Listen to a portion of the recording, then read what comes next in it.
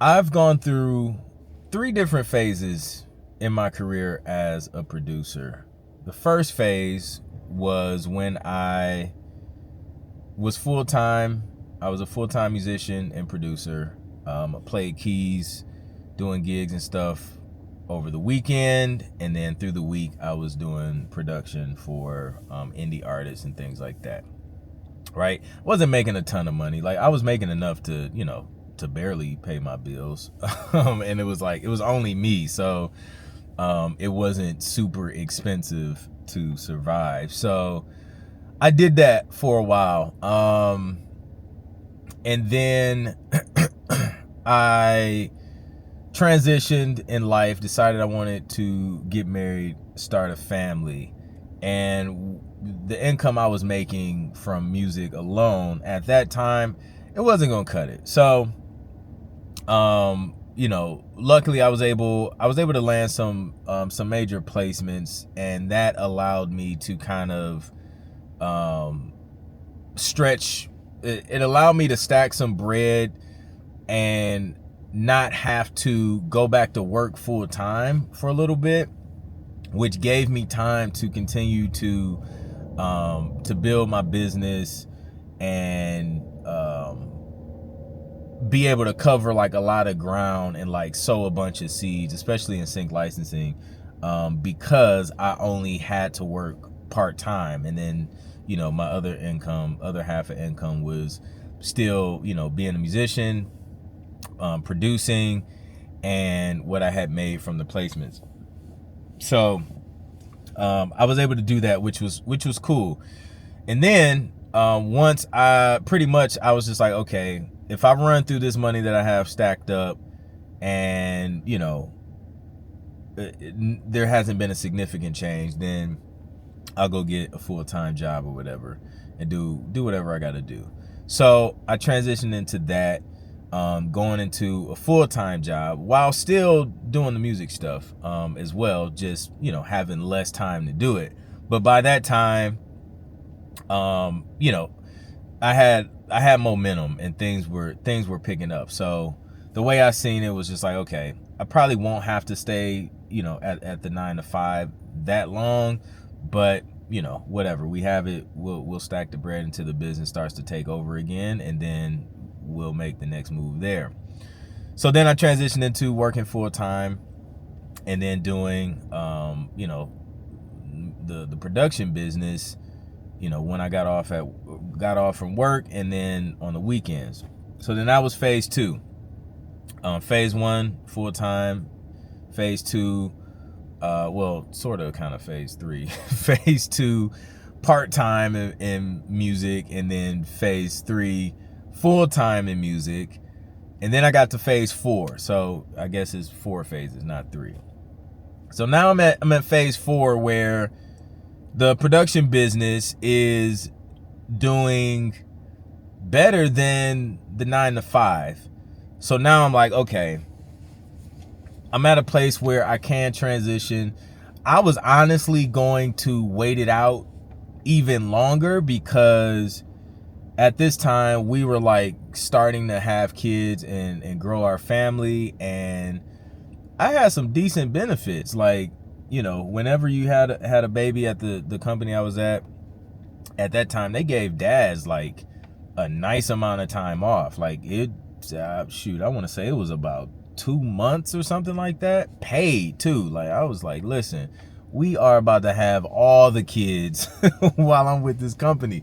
So I was just like, bet. So a lot of things like kind of happened, and we just started making shifts, and we just like, okay, what's going to be the best for our family? And I decided to leave the day job and just go full time with the business. And there were a few things I realized that contributed to me making a significant amount of money, a significant amount more money than I did when I was doing music full time the first time. The first time I was doing music full time and wasn't making that much money, yes, I had time. However, I wasn't using that time wisely, man.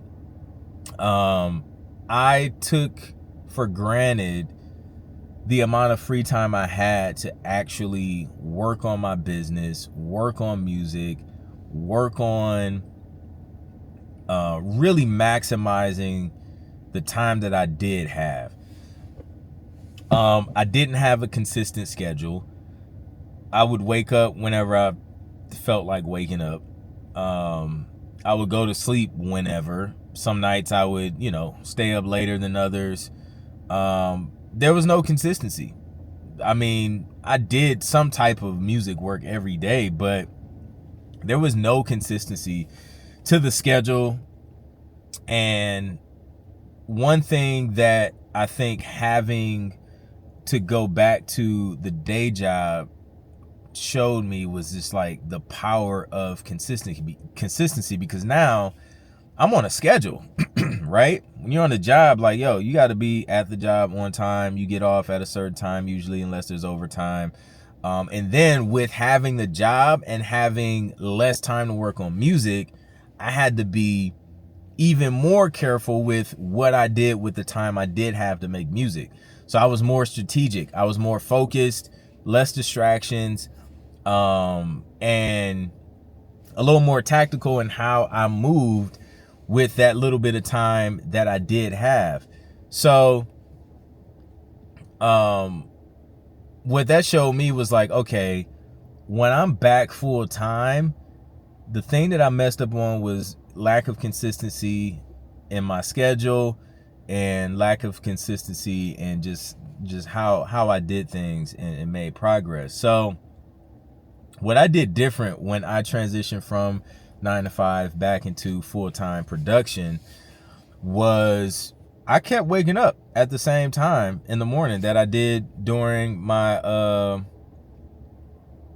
full-time job, right? So I think I was up the time I was getting up at like 6 or something like that. So I kept getting up at the same time. I'll be up at 6 like clockwork. And instead of clocking in for the company I was working with before, I'm gonna just clock in for myself and show up every day at the same time, and then stop working every day at the same time. Now, sometimes that may have changed depending on if there was like a last minute brief, especially in sync licensing.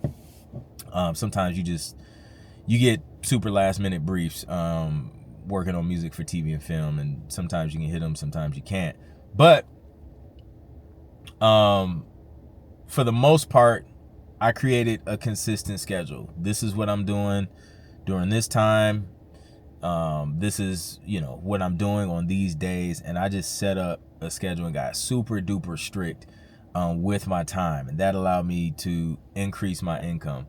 It allowed me to, the time constraint allowed me to increase my income because I was able to get, my music production business income to surpass what I was making at the 9 to 5. And that was, I feel like, due to just having limited time. It forces you to work more efficiently and stop fooling around doing stupid stuff that just doesn't move your business forward. So those are like the 4 phases that I kind of went through. So I have perspective from like all different angles, and sometimes you don't realize just how much time you have until you have less time to work with. And then that allows you to see, okay, I can really get a lot done in a little bit of time if I focus and if I stay consistent. So if you can remain consistent and show up for your music just like you would show up for a day job, that is going to contribute to you making more money. And treat your music like you treat your day job, your day career, whatever you're doing, because it requires that same level of discipline. If you treat it like a hobby, you're going to get paid accordingly. If you treat it like a career, you're going to get paid accordingly. So that's what I learned, just kind of going through all those different phases. And I think it was really eye opening, and hey, it may help you as well. But I just wanted to share that because, I hear a lot of producers make excuses as to, I don't have enough time, or I have the day job and, I only got like 2 hours to put in. Listen, I get it. I've been there and I figured it out. And, a large part of figuring that out was just figuring out how to leverage my music, figuring out how to put myself out there, how to attract, the type of companies I want to work for by just showcasing my work, by talking about what I do, by documenting my process. That really helped out a lot. And, you just got to show up for yourself. You got to be consistent. You got to come up with a plan. You just can't wing it every day. That's what I was doing, man. In that first phase, I was just winging it. Like, all right, well, I'll work on this today. It was just no structure. And the day job gave me structure. And then that transferred over into how I operate and move now is structured. There's certain times where I'm doing certain things. There's certain days where I'm doing certain things. Yes, I have the ability to be a little more fluid and shift things around because I'm in control of my schedule now. But, that structure and that consistency still has to be there in order to see the results that you want to see. So that's it. Link in the description if you want a free guide on how to get started and, leveraging your music for TV and earning royalties and stuff from that, and even upfront sync fees and things like that. So download that, use that, and yeah, I'll catch you on the next one. Peace.